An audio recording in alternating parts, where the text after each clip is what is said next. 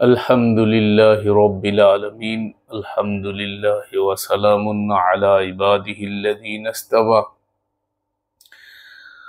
الحمد لله الذي أنزل على عبده الكتاب ولم يجعل له عوجا ربي أعوذ بك من همزات الشياطين وأعوذ بك ربي أن يحضرون بسم الله الرحمن الرحيم وما كان في هذه الأعمى فهو في الآخرة أعمى وأضل سبيلا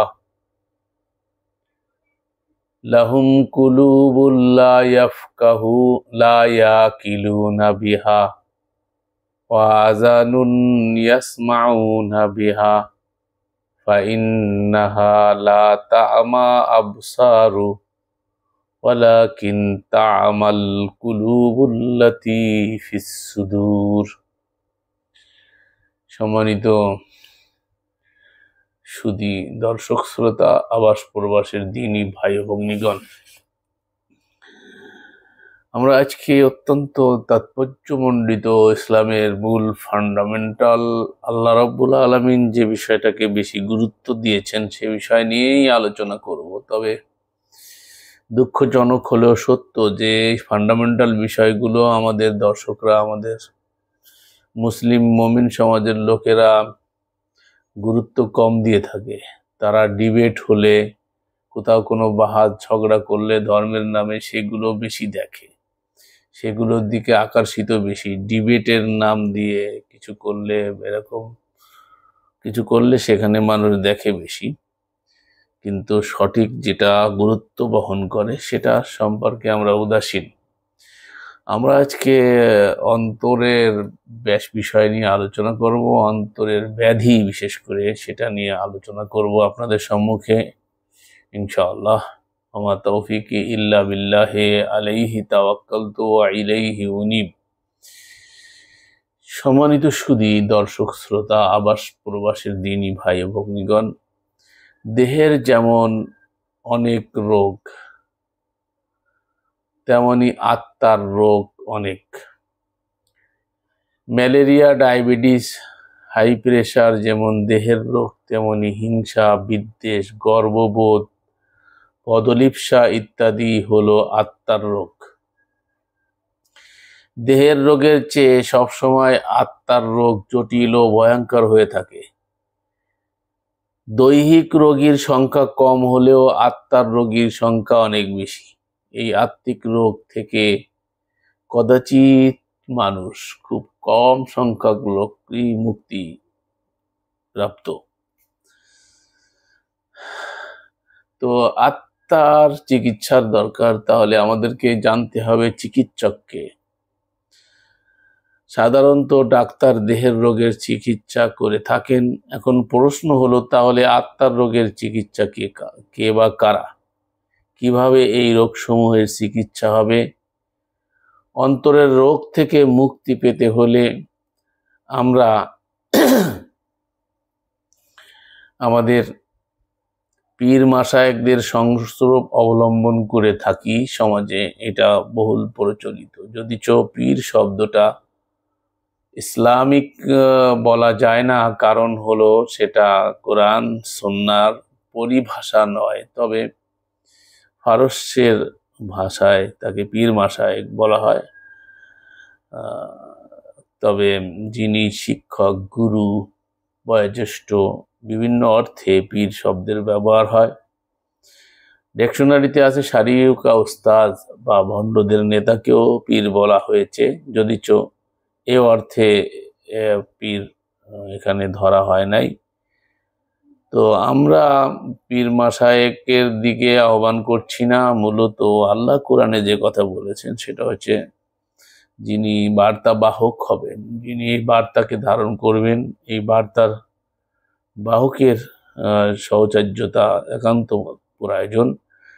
কারণ তারাই হলেন অন্তরের ডাক্তার, তারা মনোরোগের ঔষধ দেন। এই বার্তাবাহক বা কোরআনের ভাষায় যাকে রসুল রসুল যাকে বলা হয় তার কাছে বসলে আল্লাহর মহব্বত অন্তরে গেঁথে যায়।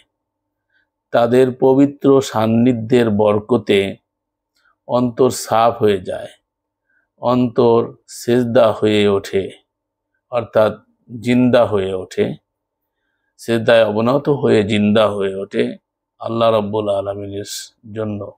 তারা অন্তরের খোরাক প্রদান করেন। যারা দিন সম্পর্কে জানে না তারা যখন মাশায়েখদের সান্নিধ্যে আসেন, কিছুক্ষণ অবস্থান করেন, তখন তারা অন্তরের পরিবর্তন অনুভব করেন। সামান্য সময়ের সংস্পর্শের বরকতে তাদের উদাসীন অন্তর আল্লাহর ভালোবাসায় কানায় কানায় ভরে যায়। এর অনেক দৃষ্টান্ত আমরা খয়রুল কুরুনের ইতিহাসে বা কোরআনের অনেক নবী রাসূলদের কাহিনী ইতিহাস যেটা বর্ণনা করেছে তার দ্বারা বোঝা যায়। তারা যখন বিদায় নেয় তখন এক নতুন জীবন নিয়ে ঘরে ফেরে, যেটা হজের ব্যাপারেও বলা যেতে পারে। ইব্রাহিম যেমন ডাকলেন সান্নিধ্য দেওয়ার জন্য, আযান দিতে বলা হলো তাকে। দৃষ্টি এবং অন্তর্দৃষ্টির মধ্যে পার্থক্য কি? অর্থাৎ একটা বাহ্যিক এবং একটা ভিতরগত দৃষ্টি। দেখুন, দৃষ্টি দুই প্রকারের। এক হলো চর্মচোখের দৃষ্টি, একে বাসারাত বলে, আর অপরটি হলো অন্তর্দৃষ্টি, যাকে বসিরাত বলে। বাসারাত আর বসিরাত খেয়াল করতে হবে। আমাদের দৃষ্টিশক্তি আছে কিন্তু অন্তর্দৃষ্টি নেই। চোখ যেমন অন্ধ হয়ে যায় তেমনি অন্তরও অন্ধ হয়ে যায়। আল কোরআনে আল্লাহ সুবহানাহু ওয়া তাআলা সালামুন আলা নূহের কওমকে লক্ষ্য করে বলেছেন, ইন্নাহুম কানু কওমান আমিন।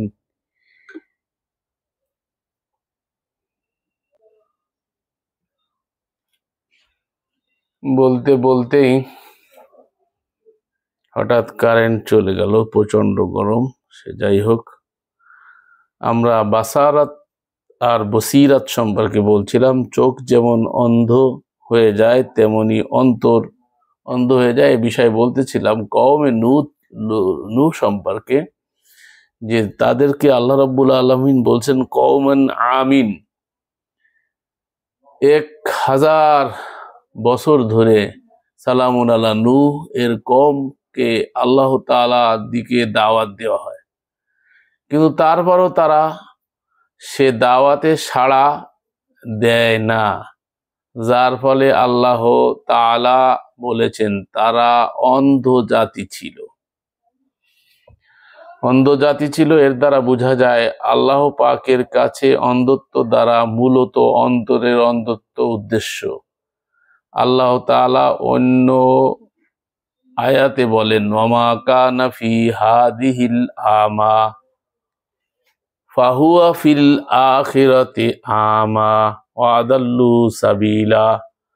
আর যে ব্যক্তি দুনিয়ায় অন্ধ হয়ে থেকেছে সে আখিরাতেও অন্ধ এবং অধিকতর পথভ্রষ্ট থাকবে।